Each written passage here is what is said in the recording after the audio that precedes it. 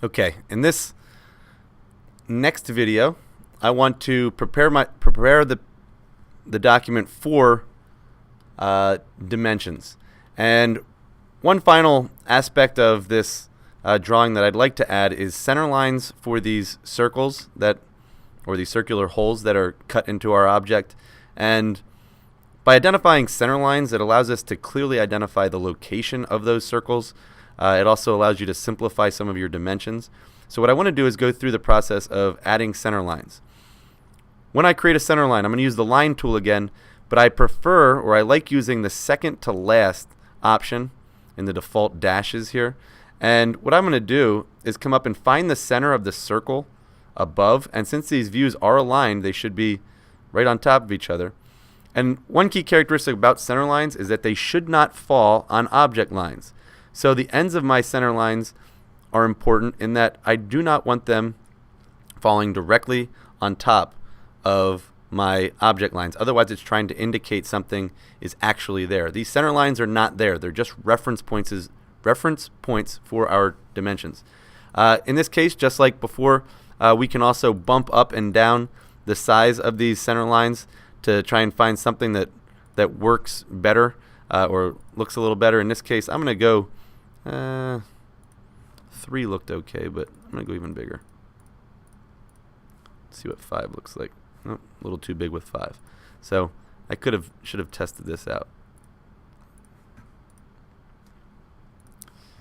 So it's just changing the size of the dashes associated with our center lines. Now, I like that line weight, so the dash is at 3.5. I'm going to go ahead and create my other center line. And if I can find the center of this circle, typically if you float over the edge of the circle and then come down and you locate the end of that other line, you can ensure that your lines are of equal length. So I'm going to drag this line down as well. So if my lines are of equal length and the values are similar, I should have similar looking or similar center lines. Now, in the case of the center line on the other circle, it's going to fall on top of an object line. So it's clear you need to make sure that this looks like an object line or a center line, and it doesn't get confused with an additional object line when you drop this one in place. And since this edge I know is in the center of that